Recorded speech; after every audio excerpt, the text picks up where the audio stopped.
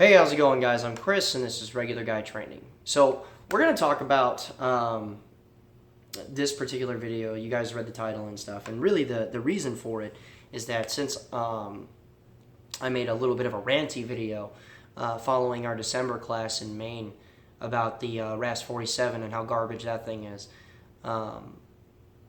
there have been quite a few little comments, sort of kind of depressed at the fact that, they don't see a lot of AKs being imported. A lot of people are concerned about, being able to find one that's worth a damn, all that stuff. And since then, obviously I've put out another video concerning another Century product that's built by Zastava, and we'll get to all that here in a little while. But how I'm going to frame this is that this is essentially like an AK buyer's guideline. It's one of those things to where in the U.S., right, if you're getting into a first self-defense rifle, it's, to be perfectly honest, as far as people going out and buying ARs and stuff, that's probably a better first rifle for you, in all honesty, because a lot of the really heavily marketed companies put out good stuff. Bravo Company Manufacturing is one, Daniel Defense is one, FN is one, Colt is another, freaking Smith & Wesson.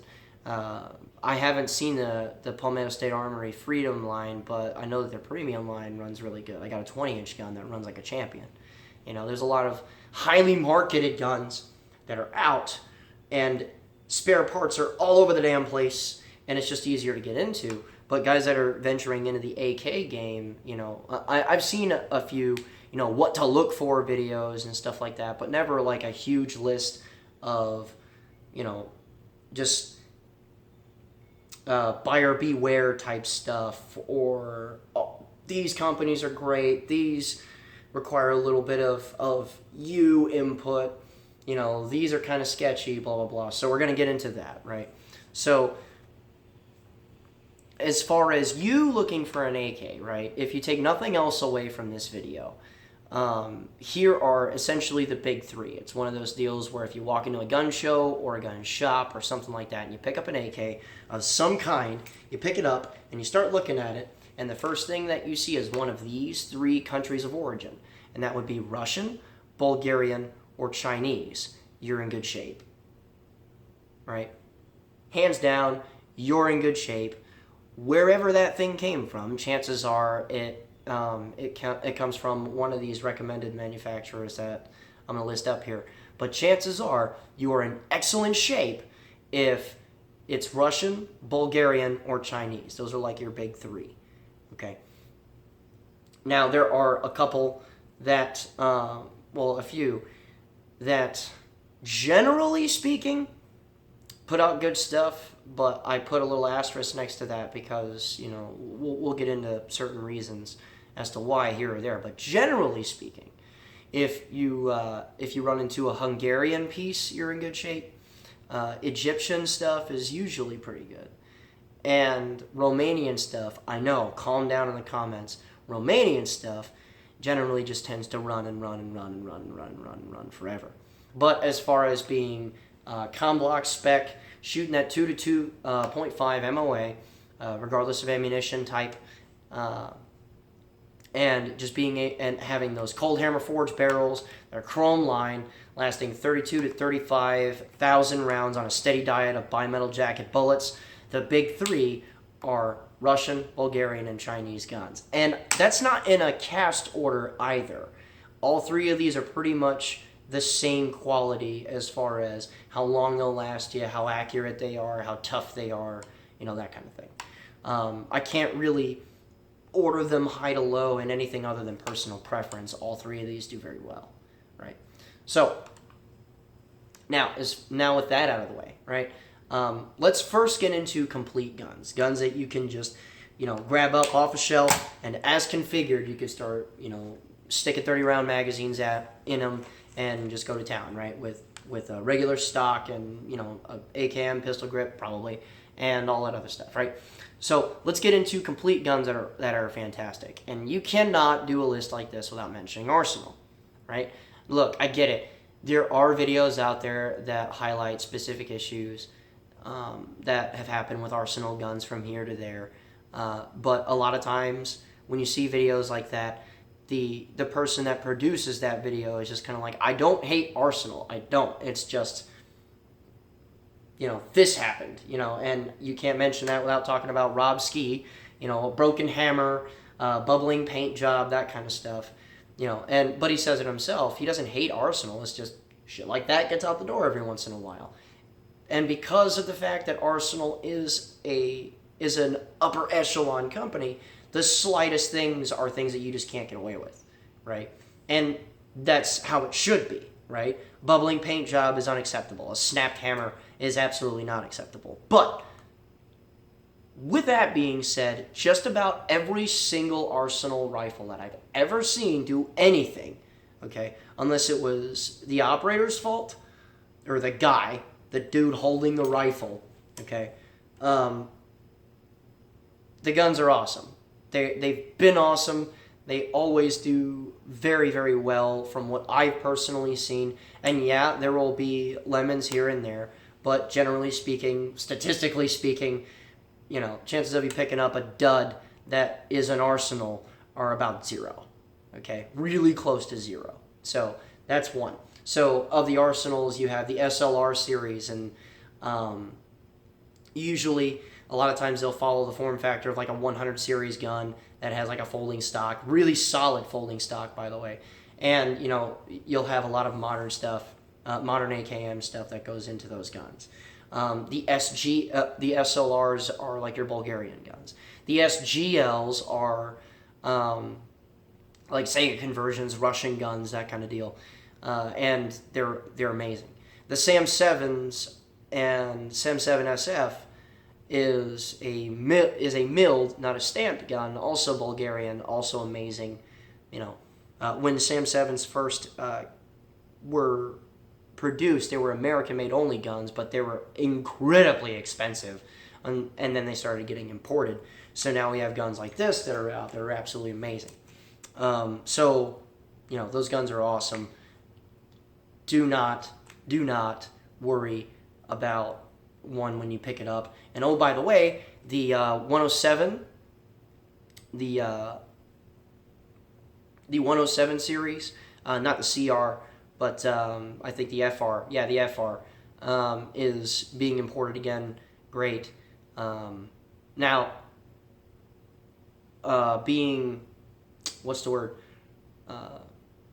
to inform said consumers, they're like the first set that was imported, there was a specific lot of them that had soft metal issues, but Arsenal is handling that in a very professional way. It's one of those deals where it's like, here, we're gonna hand you a gun that we know works. They're taking those guns back in and probably scolding some people, but the 107 FR is being imported again, and the 107 is one of the best 30 caliber guns available. So, awesome. It's great that those are being imported. Another one, this one's a little bit more rare. It's Chinese, right? And unlike, Chinese optics or knockoffs of everything, Chinese AKs are amazing. They're very top tier guns, as far as just like straight off the shelf type deal. So here's one that's a little more rare, and that would be the Polytecs, right? And the Polytecs are Chinese guns, and a lot of times they'll be in regular AKM style. You'll see some of them with folding spike bayonets. You'll see some with folding blade bayonets, that kind of thing. Those are rarer guns, and they're sought after. So, that's another outstanding gun. Even more rare than that, and that's kind of hard to say, because Polytecs have been looked at as these rarer items for a while, but more rare than that are the Malat Veprs that came straight to the country converted, or that you could just buy converted into a regular AKM style. These are great guns as well. What's pretty neat about these is that it's essentially a short RPK, right? And with that, you have the little reinforcement, and you can tell that it's essentially really close to an RPK style firearm. And another, tell for that is you have very, very stout barrels in them, which is great because it just helps them hold up under heat and all that stuff. And you have RPK style sights stock, which is fantastic. They were imported for a short while, and then they were banned, which kind of sucks. So, it's pretty shit, but it's what we have to deal with. But also great guns, and you can see them all over the internet. All of these you can see on secondhand market too. Fairly easy too if you just look. Okay, if you take 20 minutes, you'll find them. Okay, and don't go to gun broker, for God's sake. Don't do it. Like, you'll get scalped.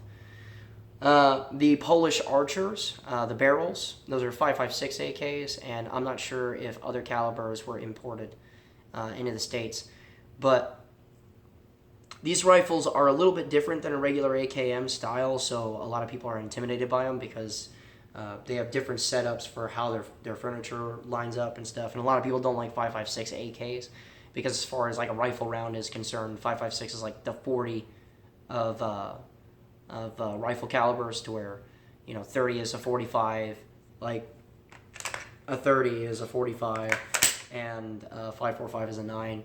I won't get into that, but their 5.56 AKs are super duper accurate. I've shot one all of one time on one occasion, and I shot something like a magazine and a half through it, and Jesus Christ, that's a laser beam of a rifle.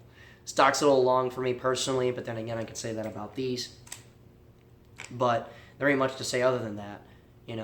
They're solid quality guns, and the Poles are known for putting out good quality rifles, really good quality rifles. So, if you find a Polish Archer someplace, pick that thing up. Okay, it was designed for 55 grain ammunition. By my knowledge, I think that's accurate. I'm pretty sure that's accurate. But that's the vast majority of what most people shoot anyway, so it's whatever. From there, and this is one I didn't expect to put on this list, and that's Lee Armory AKs.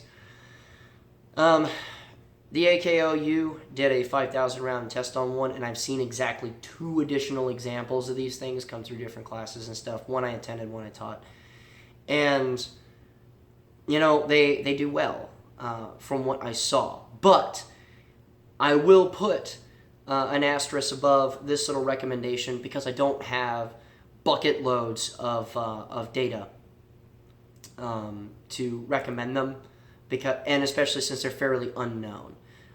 The Polish Archer barrels have a more wide-spanning reputation, and it's kind of hard to refute how well those guns have done in the past. And if you want to put an asterisk next to that recommendation as well, you can, because these are 2 that I do not have hardly any experience with, other than something I've witnessed and shot very little of. So, be conscious of that. This is a complete Chinese rifle also, but it's rare as fuck. Like, you'll drive collectors insane if you pick one of these things up and use it as a primary fighting rifle. And that is the Norinco 84S. It's essentially a complete Norinco that doesn't have a freaking butthole stock on it. And they're pretty rare. Pretty rare meaning like rare. And you'll probably pay a lot for it. But if you're an AK guy and you see an 84S, pick that thing up, because it's also a superb quality AK in its own right. So, there you go. Now, some people might grab a few pitchforks here, but some people might also see where I'm coming from on this, right? This is a Romanian gun, and this is the CUGIR, CUGIR. A lot of people just call them Cougars. I get it, but the CUGIR RH10s, which is essentially a more modern-looking Wasr 1063. Okay, and the reason why it's on a off-the-shelf complete gun that you can just pick up and go do things with is that Romanians are not known for really polished, super smooth guns, but what they are known for is they're known for guns that run and run and run and run and run and run and run, right? I have heard of a few like front sight canting issues and stuff like that, or front sight tower canting issues, but not anywhere near as much as I've heard about like Wasr 10s, 1063s, that kind of thing. So, and they're actually really easy to just go find, right? Like you can walk into pretty much any gun shop or any gun show and see an RH10 sitting someplace, pick it up, and okay, cool, that's your beater gun, dude. It's got all the necessary things that an AK needs to run for a long time. They are a little rough around the edges, but they do run very, very well. You know, and really the difference that I would put is in like equating it as far as in like the AR world, for instance, is that like a Romanian AK and this is basically like a military cult, okay, with a burst cam system in it, right? Versus, let's pull a really good one out of the sky. Versus a BCM Jack carbine, right? You know they're both going to work. It's just one's a little more rough around the edges than the other. That's all it really is. So there you go. And in all honesty, as far as recoil impulse and how smooth it is, it's probably about the same as far as comparable differences too. So there you go on that one. Now, here are guns that show up in a sporter state with like your hunting butthole stocks in them and stuff. A lot of them are not threaded as far as their barrels are concerned because they had to deal with really annoying import laws or the assault weapons ban and just continue to get imported that way. These are also fairly common, generally speaking, and you see a lot of them just floating about in gun shops and in gun shows and stuff like that too.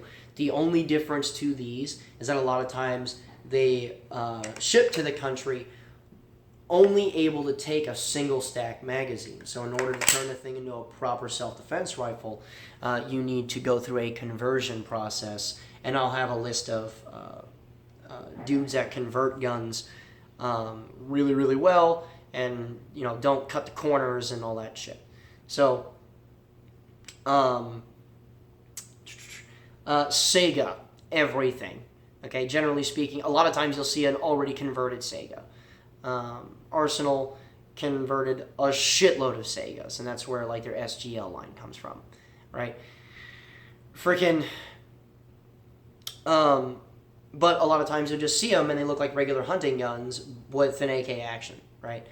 You see a lot of Saiga 12s, you know, 12 gauge shotgun in an AK pattern, right?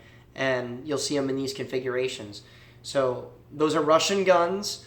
As other than the conversion process, they are made out of superb quality parts and operating systems and stuff like that. Don't hesitate. And usually they're fairly cheap too, depending on where you get them. Again, buyer beware. Pay attention to where you shop. Don't get scalped. Okay. Veprs.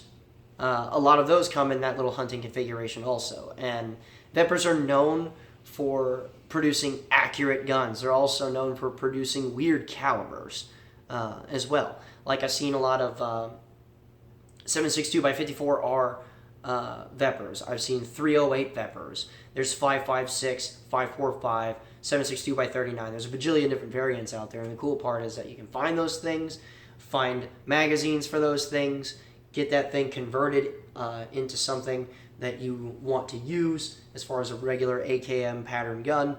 And the best part about it is that they show up basically as short RPKs. So like the very toughest freaking stamp receivers for the most part that you can get, along with really stout barrels. So, you know, there you go.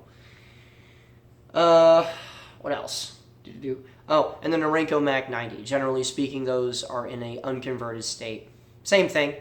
There are, you know, same thing, butthole stock, fantastic operating system. But the cool thing about these is that unless I'm not aware of any, that have come in, and correct me if I'm incorrect in the comments, but pretty much every Mak90 I've ever seen come in is sporting or can accept a regular AKM magazine, a double stack magazine from the word go. So that's probably the easiest to convert, quote unquote, that you really have to deal with. It's just that there are two different receiver types which you have to watch out for.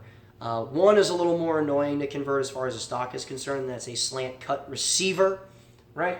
And what I mean by that is that in the receiver here, instead of this being straight, that's the normal cut, it has a slant to it, kind of like so, as far as the angle is concerned, right? If that's the case, just pay attention to your Mak90. There is regular wood furniture out there for, Norinco type guns with the slant cut and the straight cut, and the regular straight cut takes regular AKM furniture, so just pay attention to that. Superb quality guns. A lot of you guys know that I have a Mak90 with a fuck ton of rounds through it. It's the smoothest gun that I have currently. And it's still going strong, dude. I've had no operating system problems. I've changed out 2 barrels in the thing, and it still goes and goes and goes and goes and goes. It doesn't give a fuck. So, there you go. Get that thing. Now, here are a bunch of demilled kits, right? And in these demilled kits, it sounds exactly what it sounds like. They were rifles that were demilitarized and put into kits, which basically means a dude took a torch, cut a whole bunch of shit up to include receiver components, all kinds of shit, right? And you have, this kit that arrives in a bajillion pieces and that can be sold to people here. Now, as far as kits are concerned, be careful with your country of origin, like I said, right? And here are a bunch of places that build fair enough kits that you can send to a list of people that I'm going to recommend after this. And I'm just going to rattle through these things because, there's not much more than that to it. That's Polish. A lot of Egyptian kits are really good. Russian, Hungarian, done, right? You don't really see very many Chinese kits or Bulgarian kits because they were imported, okay, as rifles rather than kits. So there you go, right? Now, builders, okay? Builders, parts changers, custom shops. These guys kind of fall into one boat.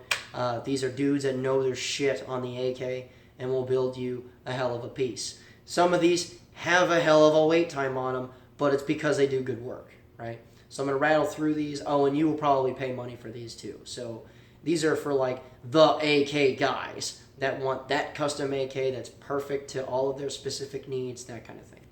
So here it is, right? Rifle Dynamics, Jim Fuller, the Jesus of AKs himself. Everybody knows who that is, who spent any real amount of time in the gun industry or in the AK world. He builds fantastic stuff. And the cool thing about Rifle Dynamics is that they want to start producing production guns, like an off-the-shelf gun that doesn't cost $1 bajillion and that you don't have to wait over a year for. I'm excited as fuck for that. So there's that. Krebbs Custom, that's another one that a lot of people know about. They make a lot of change-out parts, like simple drop-in parts.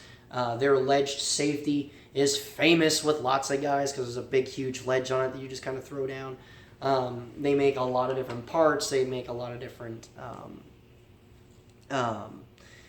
rail sections, rail systems, that kind of thing. And they've been doing a lot of good work for a long time. They also build AKs, so there you go. And custom stuff, right? So they do a lot of really good stuff. Jmac is fantastic also. A lot of you guys might remember the Meridian Ordnance video that I did where I've got a Wasr 10 in my hands with that front sight, that gas block front sight tower integrated thing. That was from Jmac, and they do a lot of good work as well. I just mentioned Meridian Ordnance. I've seen several examples of his rifles do very, very, very, very well, and he continues to surprise me with not just the AK stuff, but, there you go. His passion is in the AK, so do that. Next thing, Definitive Arms. There ain't much more that can be said. Definitive Arms does great shit. So, there you go.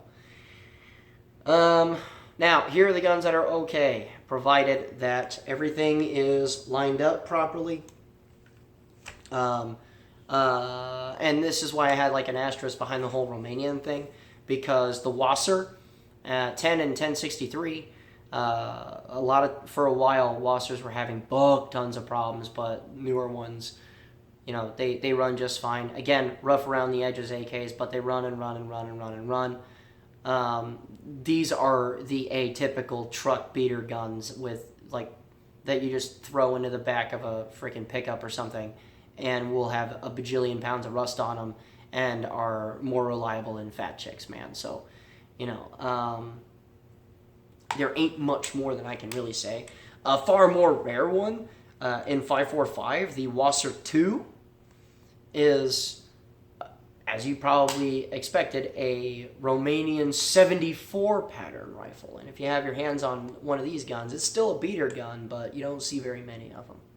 So, you know, there you go. Now,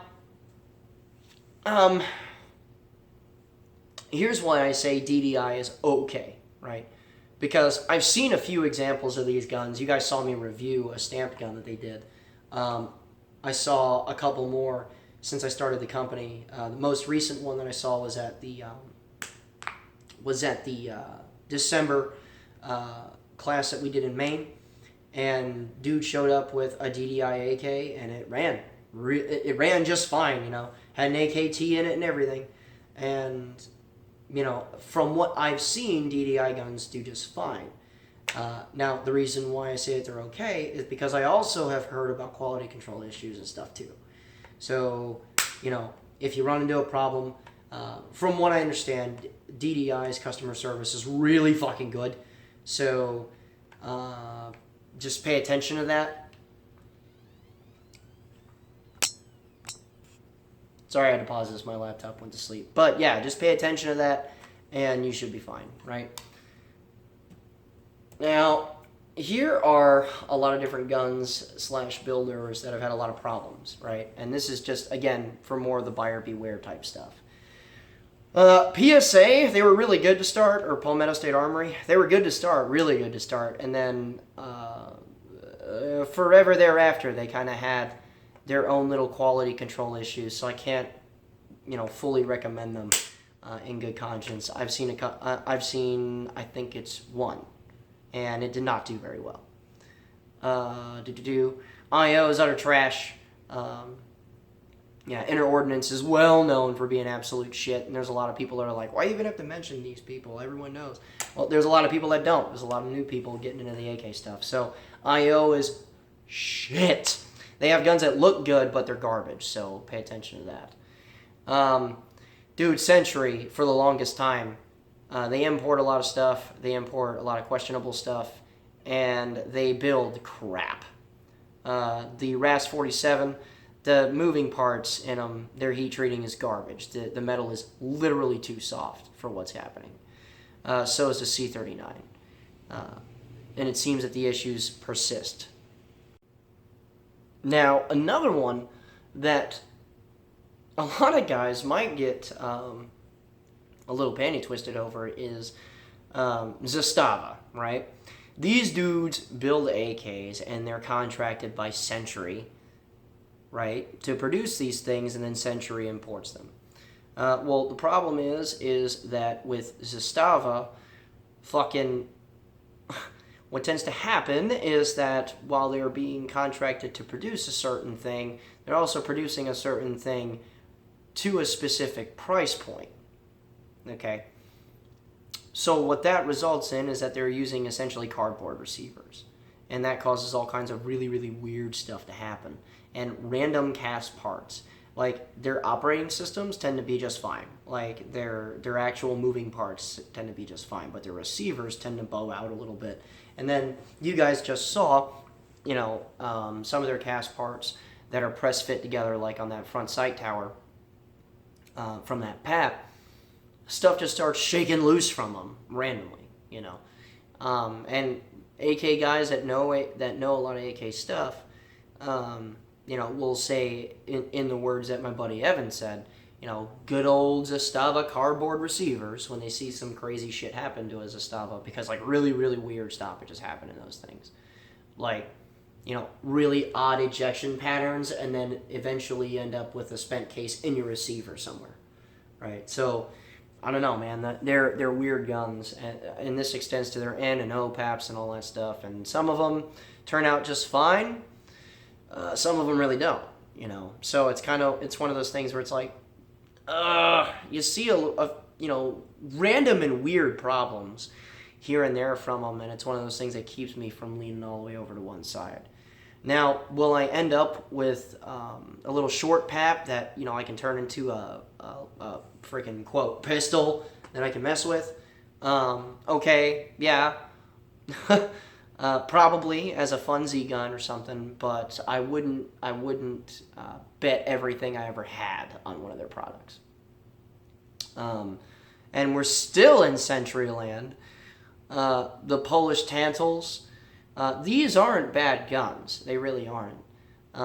As far as operating system and all of that craziness. But these are 5.45 rifles that were imported, and somehow 5.56 barrels were inserted into them. So if you end up with a Tantal, the first thing that you basically need or have to do is change out the barrel in the thing, and that sucks, right? But when it's done, Tantals are actually pretty awesome, you know. So I can't really like say that these are shit guns, but I can't outright recommend them either, because you have to do work to it right after you get it. They're also fairly rare, and because it's Polish, you're gonna have a different stock set and all of that crap. So it's whatever. Now, here's something to also pay attention to as well, because a lot of Century products, to deal with 922R import requirements, like an imported rifle has to have a certain number of American parts in it. To meet that requirement, a lot of Century products have Tapco G2 triggers in them. I know the debate about Tapco G2 triggers. On the one hand, there's a lot of guys that swear by them and will say, hey, Rifle Dynamics put them in like all of their guns up until a certain point, blah, blah, blah. I get it. Here's the thing with Tapco triggers. They must be tuned to the particular rifle that they're in, right? And if that doesn't happen, and if a little bit of shaving and fitting doesn't occur, as far as just like hammer geometry and all that stuff, what you end up with is horror stories about dudes who have guns that go inexplicably full auto or start reset firing, to where when they pressed out that shot and pow, and went to go reset the trigger, it fired again, you know. So, and in all honesty, sometimes people still get it wrong after they tune the triggers. For instance, I was explaining this whole issue to my buddy Doug, who owns a Rifle Dynamics AK, and he just got in the thing, and he's super excited about it, and I was too, and I was like, fuck, they still use G2 triggers, and he was like, what? And I explained it, and he was like, man, no worries about that, I'm not worried. And then the first time that we took it out, right, it reset fired on him. You know, so I just kind of sat there very quietly, you know, telepathically telling him that I told him so. But that was rectified, you know, and after that was rectified, that rifle is suddenly fucking amazing, you know. So just be careful with the G2 triggers, okay? There's a reason why I'm not a huge fan about Tapco stuff. If you want to put an aftermarket trigger in your gun, I would highly suggest something like ALG Defense and put the AKT in there or something. But the cool thing is that a lot of times if you have like a com block rifle of some kind, especially like a lot of Bulgarian and Chinese and Russian guns, it's kind of a long, but it's a really smooth single stage trigger. I like them more than anything else, me personally, because it's long enough to not feel kind of weird about when you first approach it, but it's smooth enough to just glide through if I'm trying to go fast. My Mak90 has a regular com block trigger in there, and so does this Sam 7. So, just be wary of that kind of stuff. Now, I know I probably missed a couple of manufacturers of different rifles and stuff like that, and if I missed it, it's because I have no experience with it, so I have no fucking idea, right? I may have missed something that I do know about, so if you have any questions about any of that, go ahead and throw it in the comments box below. Just be aware, and a lot of people who have commented on my videos will know this. If I don't have experience with something, I'm just going to be like, I don't know, dude, I've never used that particular thing you're talking about before. It just happens. The world's too big, right? So, whatever. There may be a video that I do about aftermarket parts and stuff like that, what's good, what I like, how I set things up, blah, blah, blah. But I covered that pretty well in a AK configuration video that I did. I'll leave a link for that in the description below. My guidelines for all this stuff, there's a lot of it. I'll leave all of those guidelines in the description below, just so that you have some reference as to what it was that I was talking about. And if you watch the video all the way through, you'll understand the shorthand that I made for those notes. So, there that is. But if you have any questions, throw them in the comments. You tell me, what's your favorite AK that you have picked up, regardless to what it is. I want to know, because a lot of times the stories are pretty cool. Like, tell me what it is and how you got it. Just to start up a little discussion in the comments, because generally speaking, I like to comment back and forth with the guys that are down there. A lot of you see me interact a lot with a lot of people in the comments, so we'll see how that goes. If you want to learn how to use this thing or anything else, as far as a self-defense firearm that you own, we offer classes. We offer a lot of different classes. Okay, the Arkansas classes are filled up, but we're still going to Maine. We're still going to Lexington, Kentucky, and for buds. We're going to Louisiana for a shotgun class. We're going to a lot of different places. Okay, and if you want to come out and train with us, feel free to check out the link in the description below for the current class listings, and feel free to register. If you don't want to pay full price for a class, or any other class that you want to take for as long as you want to take it, feel free to support us in the Patreon, on the Patreon page. For $35 a month, you can take as many classes as you want from us for as long as you're signed up to that, right? A whole year's worth of paying for that stuff equals just over 2 classes taken from us. And there's people that have abused the absolute shit out of the system, because that's what it's made for. The gluttons for punishment that come out and train and train and train and train. And I want those guys to come out as often as they want to with us. So there's that. And if you just want to support us with something small, I don't care if it's like a nickel, okay? Honestly, I would be forever grateful. Mostly because, again, I don't think you guys understand how many content creators that you're saving. Because the monetization system is ridiculous on YouTube, and a lot of guys have kind of been pushed out from it. So, but if not, it's not like I'm going to think anything less of anybody.